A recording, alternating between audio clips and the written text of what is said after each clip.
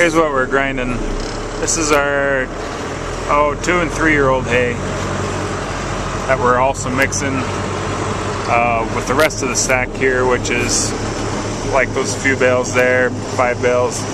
This year's hay, 50-50 grass alfalfa, and the other stuff is probably that or a little more grass. Just like I said, mixing half and half. Still snow on the ground. Bales are still pretty wet. It's above freezing. Put hammer tie pins in this grinder today, so it should help it out. One thing I've noticed with this grinder is that it seems to do a better job if you can keep the tub full all the time, as far as keep a bale on top of the bale that's in there, to keep constant pressure on the tub floor, so you can get kind of an even feed into those hammers. That way it's a lot easier to keep your adjustments the same and get an idea of what the grinder wants to do for you.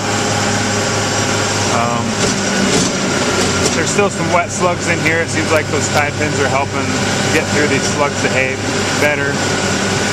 It'll be interesting to see how they wear and last in here.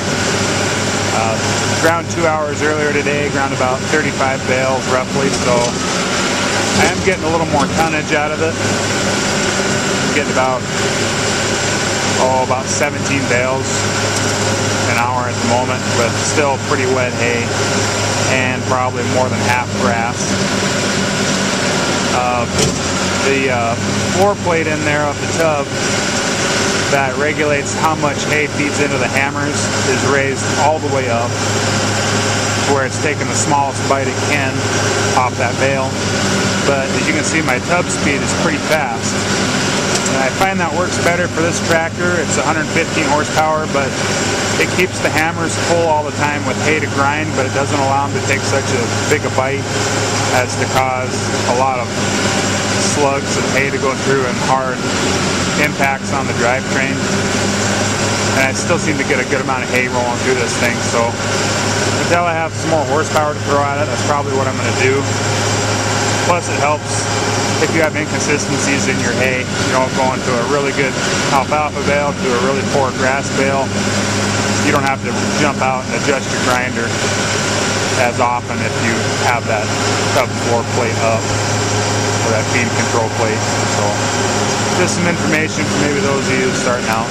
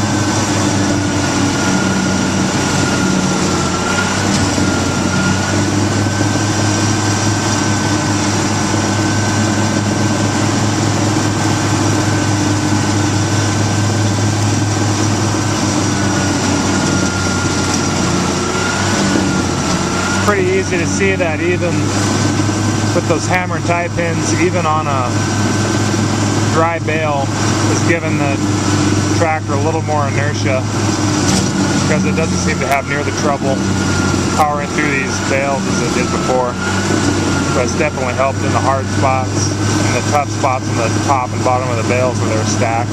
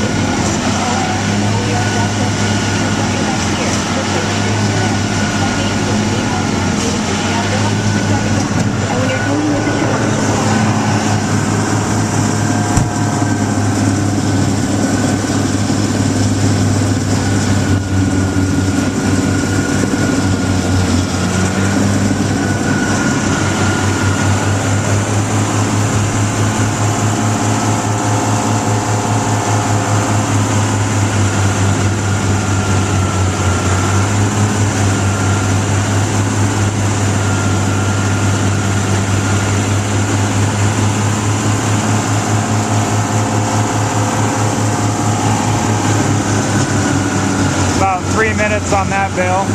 That was a drier bale, so about right in the ballpark.